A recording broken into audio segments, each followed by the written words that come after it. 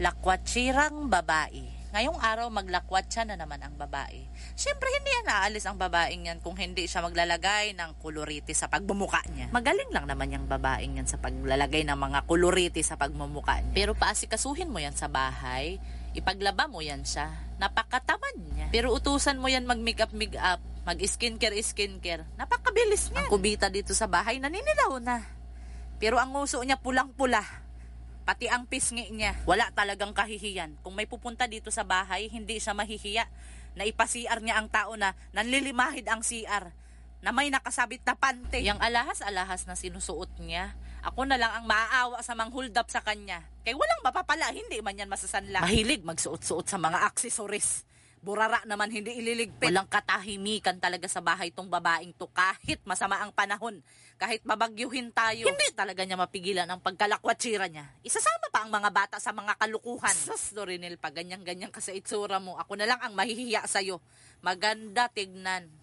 Pero papuntahin mo ang mga tao sa bahay. Mahihiya ka talaga. Tignan mo ang ginagawa sa anak, oh. Pinapainom ng mga kung ano-ano. Yang bata, kaya yan magkakasakit, magkakasipon. Walang gana kumain, kaya anong binibigay sa nanay? Siya din talaga ang nagbibigay sa mga bata ng sakit.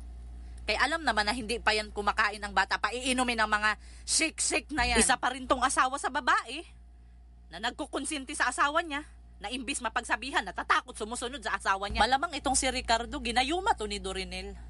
Eh bakit magsusunod-sunuran sa kanya? Kaya kung ako pa kay Ricardo, kung ganyan ang estilo sa asawa ko, pabayaan ko yan siya, iiwanan. Napakaswerte naman yung magsunod-sunuran ako. Tignan mo ang lalaki. Binibidyohan ba ang asawa? Susuportahan niya talaga ang pinagagawa sa asawa. Kung ako kay Ricardo, hindi ako magsunod-sunuran kay Dorinel. Sus! Pero anong magagawa natin kay ginayuma man ang lalaki?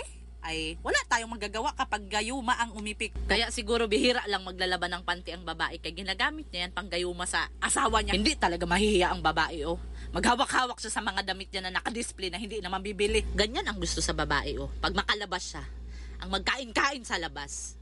Kay sosyalira man, hindi man yan kakain sa lutong bahay. Gusto niyang magpakasosyal kakain sa labas. Hindi yan siya mapakali pag makahawak ng pira. Kay one day millionaire man. Yang hidsit na yan, nakailang bili na siya niyang babae. Kaya sobrang bingi na. Kakasuksok niya yung mga hidsit na yan sa tinga niya. Yung mga bata kahit gusto niyan mag-iste sa bahay, hindi maka-iste. Kay ang nanay lakwatsira. Madadamay ang bata kahit gusto magpahinga, gusto matulog sa tanghali. Yung mga bata mahihirapan yan lumaki. Kaya hindi nakakatulog sa ayos. Sa tanghali, dapat ang bata natutulog. Pero tignan mo ang ginagawa sa nanay, dinadala sa mga shopping mall. Panay-panay pa ang bili sa laruan sa mga bata. Tamad naman maglikpit. Panay ang reklamo na palaging nagkakalat ang mga bata. Kaya siya lang din naman ang may kagagawan. Yung mga pinambibili niya sa laruan sa mga bata, kung ibinili niya lang yun sa pagkain, nabusog pa ang mga bata. Masisiyahan pa ang mga bata, magkaroon pa ng sustansya. Tignan mo ngayon ang bata, nagdidi na naman ang malamig. Sigurado ako, sisipunin o ubuhin na naman yung bata. Kakabaga na naman yan sa pinagagawa sa nanay. Hindi talaga nag-iisip. Yung bata, nilalabas niya na walang mga panguntra, hindi nilalagyan ng pula sa noo. Panay-panay naman ang lagay niya sa lipstick, pero ang noo sa bata, hindi niya malagyan ng lipstick. Para may panguntra ang bata, kay napakaraming tao dyan sa mall na yan. Ganyan na ganyan ang paborito sa babae. Puro mga pritong pagkain. Kaya ang bata, namamayat. Kaya walang madidi na masarap sa nanay. Kaya ang bata, kahit padidiin mo, maya-maya lang hihingi na naman ng didi, kaya hindi nabubusog. Ikaw ba naman kakain ka niyan, puro tuyot? Anong lalabas na gata sa'yo? Pero baliwala lang yan sa nanay, kaya hindi man nag-iisip. Hindi niya iniisip yung sustansyang binibigay niya sa mga bata. Magrereklamo na bakit nag-iiyak ang bata kahit pinadidi. Paano hindi iiyak ang bata? Kay nagugutuman, nakukulangan sa didi. Kay ang luka na nanay, puro tuyot ang kinakain. Itong babae ngayon, maghanap-hanap daw siya ng gagamitin sa pagkainan sa bata. Ang bata, hindi pa man yan makapag-request kung gusto niya ng plato, ng kutsara. Hindi pa yan magsasalita. Pero ang nanay man ang nagdedesisyon kung ano ang gustong gamitin sa bata. Gasto-gasto lang talaga yung ginagawa niyang babaeng yan. Kaya ang bata, hindi pa man yan magre-request na gusto niya ng kutsara, ng mangkok. Napakaraming plato sa bahay, napakaraming mangkok. Bakit bibili pa siya ng mga ganyan? Noong unang panahon, wala namang ganyan. Gagamit lang ng mangkok, ng normal na kutsara. Siya magpakasosyalira lang talaga. Ito namang si Ricardo, wala ring imik.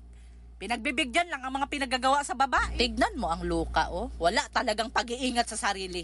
Yang bag niya, hinahayaan niyang bukas. Tapos mag-iyak-iyak na naman yan siya kay nawawala ang cellphone, nawawala ang wallet. Diyan mo talaga makita kung gaano kaburara ang babae. Kawawa naman ang mga apo ko. Ginabi na naman sa lansangan.